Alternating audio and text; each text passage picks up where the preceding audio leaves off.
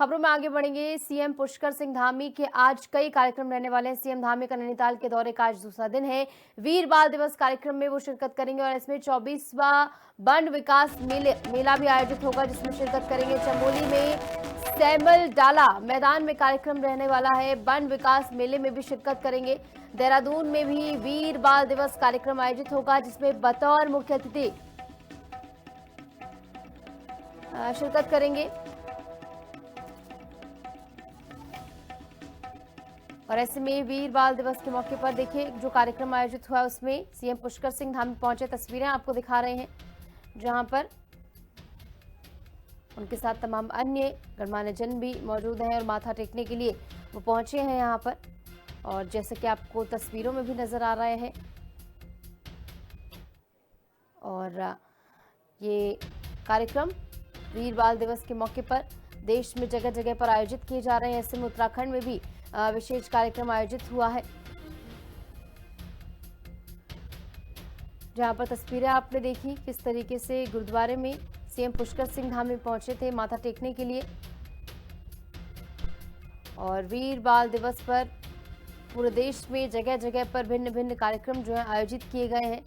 और ऐसे में आज कई कार्यक्रम सीएम धामी के रहने वाले हैं। सीएम धामी का नैनीताल दौरा भी रहेगा, जहां पर आज इस दौरे का दूसरा दिन है। सीएम धामी के नैनीताल दौरे का दूसरा दिन है आज, और वीर बाल दिवस कार्यक्रम में शिरकत करने के लिए सीएम पहुंचे, जहां पर 24वां वन विकास मेले में भी शिरकत करेंगे। चमोली में सैमल डाला मैदान में कार्यक्रम आयोजित होगा। वन विकास मेले में शिरकत सीएम की ओर से की जाएगी। बतौर मुख्य अतिथि सीएम पुष्कर सिंह धामी इसमें शामिल होने के लिए पहुंचेंगे। देहरादून में भी वीर बाल दिवस कार्यक्रम आयोजित हो रहा है, और ऐसे में इसी को लेकर जो है सीएम पुष्कर सिंह धामी की ओर से भी वहां पर शिरकत की गई है। तस्वीरें भी हमने आपको दिखाई थी किस तरीके से माथा टेकने के लिए सीएम पुष्कर सिंह धामी पहुंचे। और ऐसे में सीएम पुष्कर सिंह धामी के आज कई सारे कार्यक्रम रहने वाले। सीएम धामी का नैनीताल दौरे का आज दूसरा दिन है, और इसी के साथ वीर बाल दिवस कार्यक्रम में शिरकत करने के लिए सीएम पुष्कर सिंह धामी पहुंचे। 24वां वन विकास मेला भी, जिसमें शिरकत करने के लिए सीएम पुष्कर सिंह धामी पहुंचेंगे। ऐसे में सीएम के आगमन को लेकर तमाम प्रोटोकॉल्स भी लागू कर दिए गए हैं। प्रशासनिक तौर पर तमाम तैयारियों को पुख्ता किया गया है, और ऐसे में इसी के मद्देनजर यहां पर सभी तैयारियों को पुख्ता किया गया है सीएम पुष्कर सिंह धामी के लिए। खबरों में आगे बढ़ी खबर देहरादून से है, जहां जिलाधिकारी सविन बंसल के आईएसबीटी निरीक्षण का असर अब स्पष्ट देखने को मिल रहा है। निरीक्षण के दौरान सामने आई अव्यवस्थाओं और खामियों पर त्वरित कार्रवाई शुरू कर दी गई है। आईएसबीटी का लंबे समय से बंद निकासी गेट अब खोल दिया गया है, और उसका मरम्मत कार्य भी प्रारंभ हो चुका है। फ्लाईओवर के नीचे सुव्यवस्था पार्किंग निर्माण कार्य प्रगति पर है। और ऐसे में जो निर्देश इसको लेकर दिए गए थे, कहीं ना कहीं अब उस पर काम होता हुआ नजर आ रहा है। जो भी खामियां यहां पर पाई गई थी, जो भी अव्यवस्था यहां पर पाई गई थी, उसके मद्देनजर यहां पर निर्देशित अधिकारियों को किया गया था, और निर्देशानुसार अब कार्य यहां पर शुरू हो चुका है। आईएसबीटी निकासी गेट भी खोल दिया गया है, और इसी के साथ साथ मरम्मत का काम भी लगातार जारी है। तस्वीरों में भी आप देख सकते हैं किस तरीके से जो है तमाम मजदूर जो है लगा दिए गए हैं, जो कि अब यहाँ पर मरम्मत का काम कर रहे हैं। और जो निकासी गेट काफी समय से बंद था, उसे भी खोलने के आदेश दिए गए, वो भी खोल दिया गया है। फ्लाईओवर के नीचे पार्किंग निर्माण कार्य भी शुरू हो गया, ताकि लोग जो यहाँ पर आते जाते उनको ज्यादा दिक्कतों का सामना ना करना पड़े। और डीएम की ओर से जब यहाँ पर निरीक्षण करने के लिए वो पहुंचे, तो उसके बाद कई सारी खामियां, कई सारी अव्यवस्था उन्होंने यहाँ पर पाई, और इसी को लेकर नाराजगी जाहिर करते हुए अधिकारियों को जरूरी दिशा निर्देश उनकी ओर से दिए गए।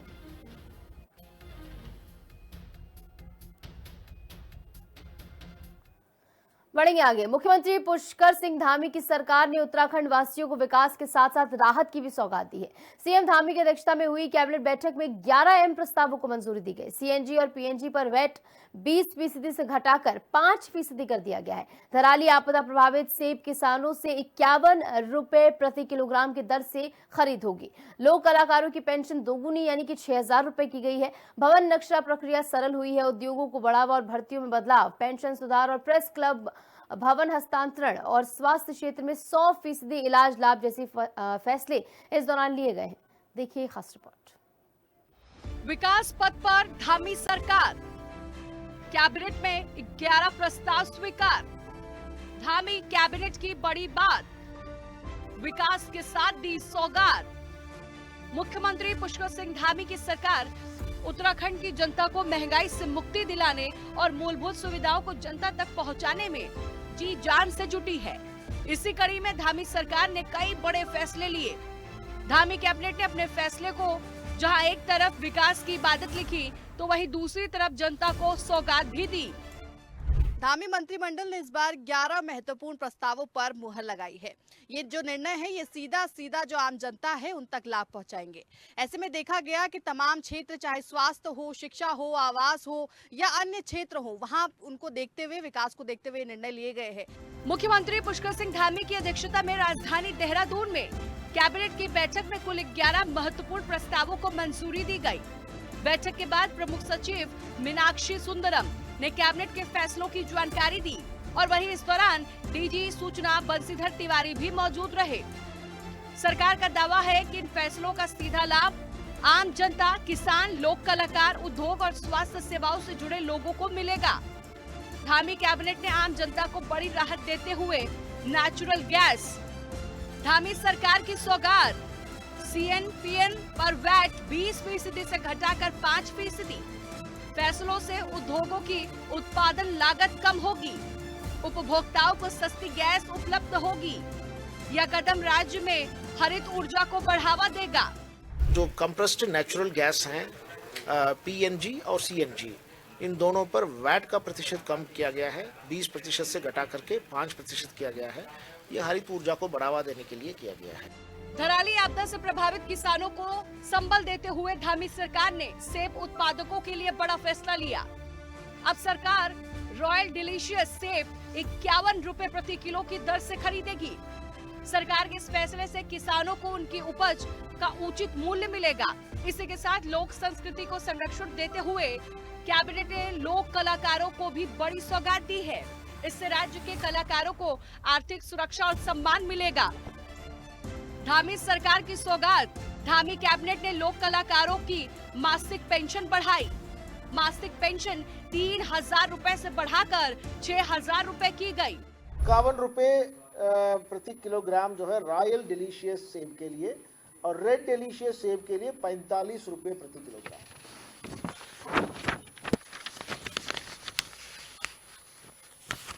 नेक्स्ट एजेंडा था संस्कृति विभाग का। उत्तराखंड में वृद्ध एवं विपन्न कलाकारों तथा लेखकों को मासिक पेंशन मिलता है। तो ये मासिक पेंशन की धनराशि बढ़ा दी गई थी। ये वर्ष 2010 में मासिक पेंशन की धनराशि 3000 निर्धारित की गई थी और आज उसको बढ़ा करके 6000 करने का निर्णय लिया गया। धामी कैबिनेट ने भवन निर्माण प्रक्रिया को सरल बनाने पर भी अहम फैसला लिया। फैसले के तहत लो रिस्क श्रेणी की इमारतों के नक्शे पर प्राधिकरण के बजाय पैनल शामिल आर्किटेक्ट स्तर पर भी काम पास किया जा सकेगा। इससे आम लोगों को दफ्तर के चक्कर नहीं काटने पड़ेंगे।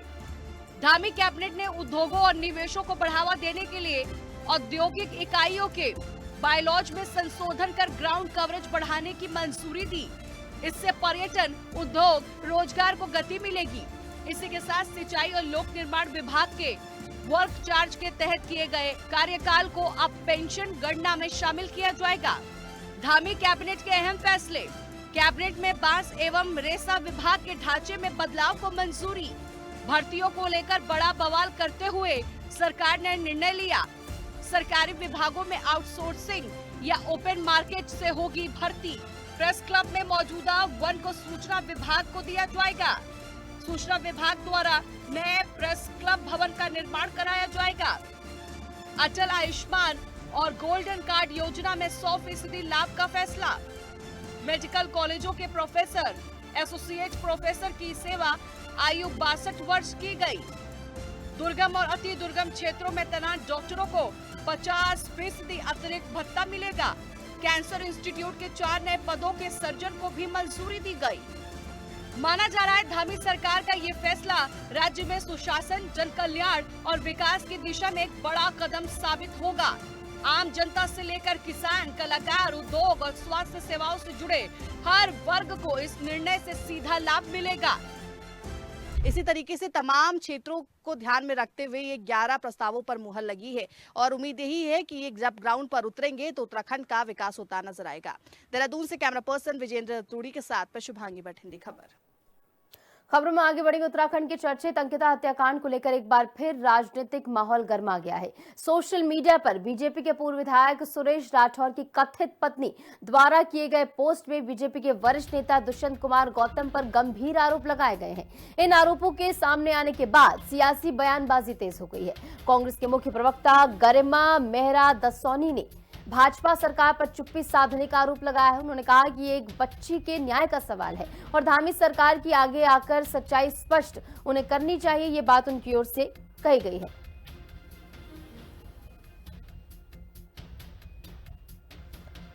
तो कांग्रेस की ओर से इस पूरे मामले में बीजेपी पर निशाना साधा गया है। बिल्कुल, जनता को उहापोह की स्थिति में क्यों छोड़ा हुआ है भैया? आपकी ट्रिपल इंजन की, डबल इंजन की, प्रचंड बहुमत की सरकार है। आपके पूर्व विधायक की तथाकथित दूसरी पत्नी लगातार जो है वीडियोस डाल रही है, फेसबुक लाइव कर रही है, जनता को एक के बाद एक खुलासे कर रही है, ऑडियोज और वीडियोस रिलीज कर रही है, लेकिन आप किन कर्तव्य विमूढ़ बने हुए हैं? आपने चुप्पी और मौन साध रखा है। उत्तराखंड की जनता क्या समझे कि उर्मिला सनावर जो कह रही है वो सच है या झूठ है? कम से कम सच जनता के सामने तो आना चाहिए। दुष्यंत कुमार एक बड़ा नाम है भाजपा के अंदर, दूसरी बार के प्रभारी हैं भारतीय जनता पार्टी के उत्तराखंड से। उसके अलावा जिस तरह से गट्टू, भट्टू और फट्टू इस तरह के नाम वो बोल रही है, ये कौन है ये पता बताइए ना हमको, क्योंकि अंकिता भंडारी हत्याकांड आइसोलेशन में नहीं देखा जा सकता। ये हर उस बच्ची का सवाल है जो दहलीज से बाहर निकलकर आत्मनिर्भर बनना चाहती है, स्वावलंबी बनना चाहती है। उस और आपने सुना कांग्रेस की ओर से क्या कुछ सख्त रुख अपनाया जा रहा है और इस बात में जो लगातार गट्टू का जिक्र किया जा रहा था, जो बयान वायरल हुआ था कि गट्टू आखिर कौन है, इसके बाद तस्वीर धीरे धीरे साफ हुई और बाद में ये पता लगा कि दुष्यंत कुमार गौतम को गट्टू कहकर यहाँ पर पुकारा गया है। ऐसे में अब इसको लेकर भाजपा के अंदर इतनी चुप्पी क्यों है, इस बात को लेकर कांग्रेस की ओर से सवाल पूछा जा रहा है। बीजेपी नेताओं पर आरोपों को लेकर जो है इस समय सियासी घमासान छिड़ा हुआ है।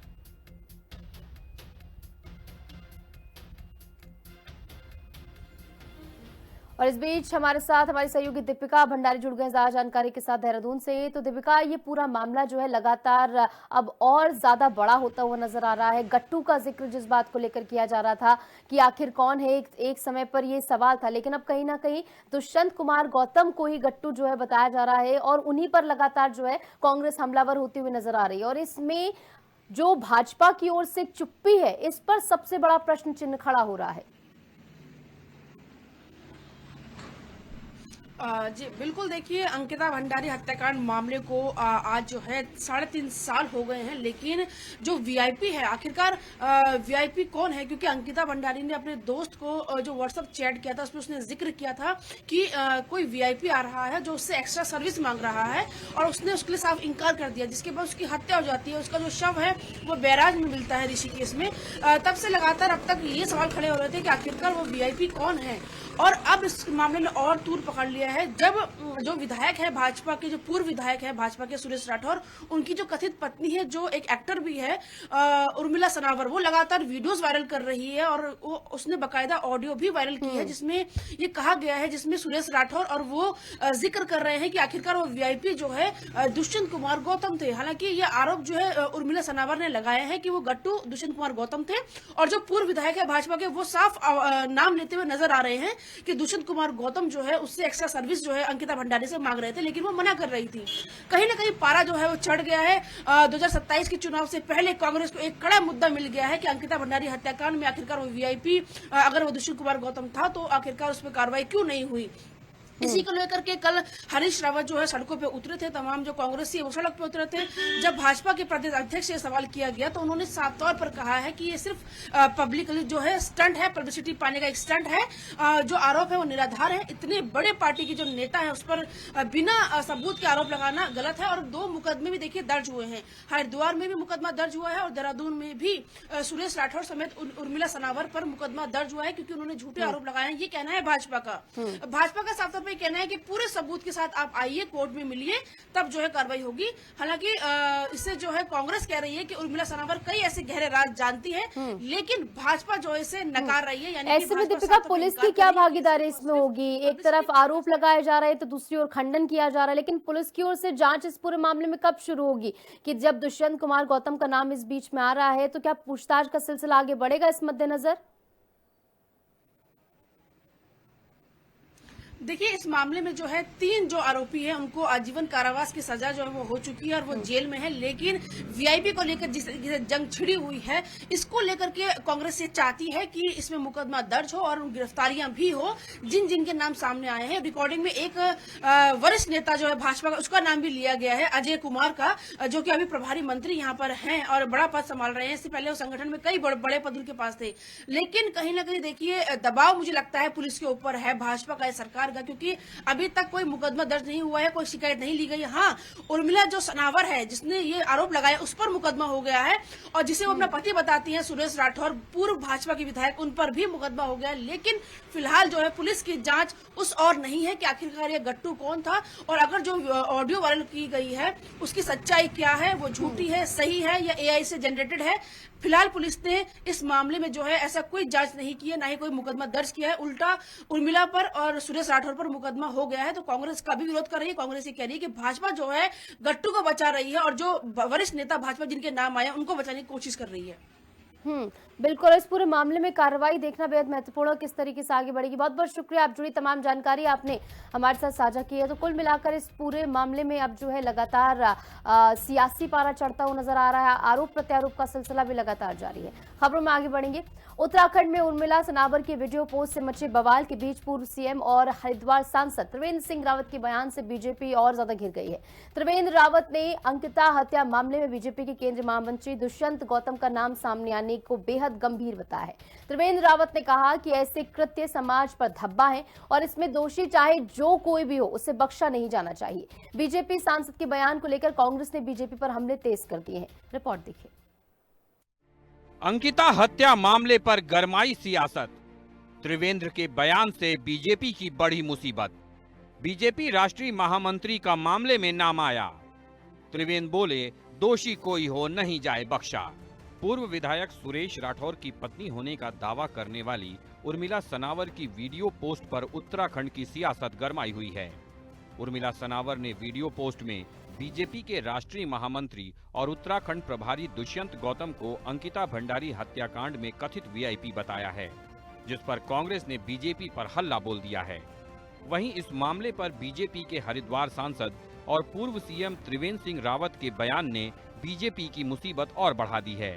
त्रिवेंद्र रावत ने कहा है कि इस तरह के काम करने की छूट किसी को भी नहीं होनी चाहिए, चाहे वो कोई भी हो।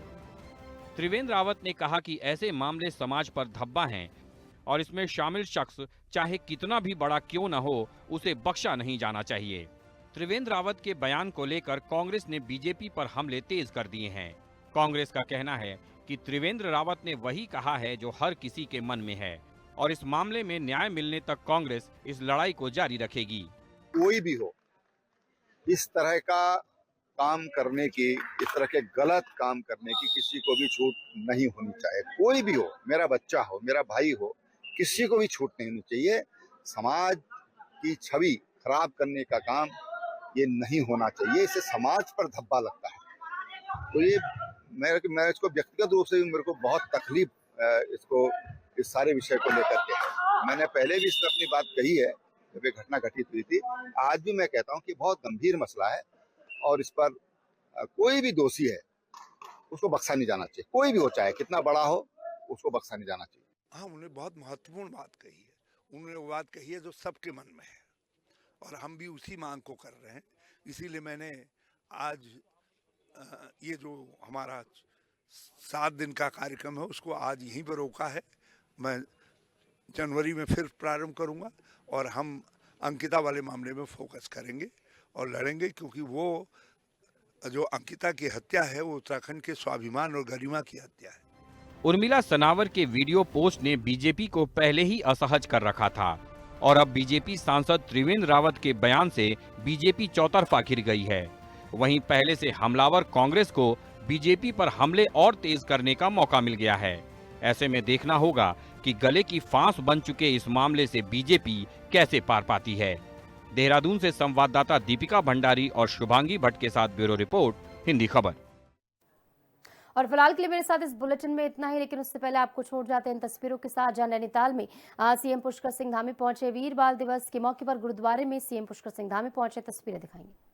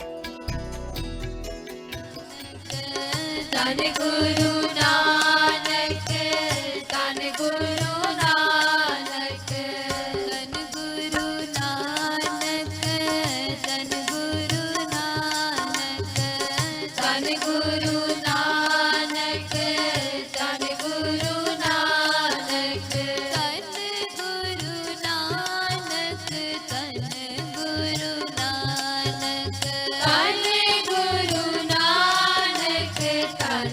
गुरु नानक, धन गुरु नानक, धन गुरु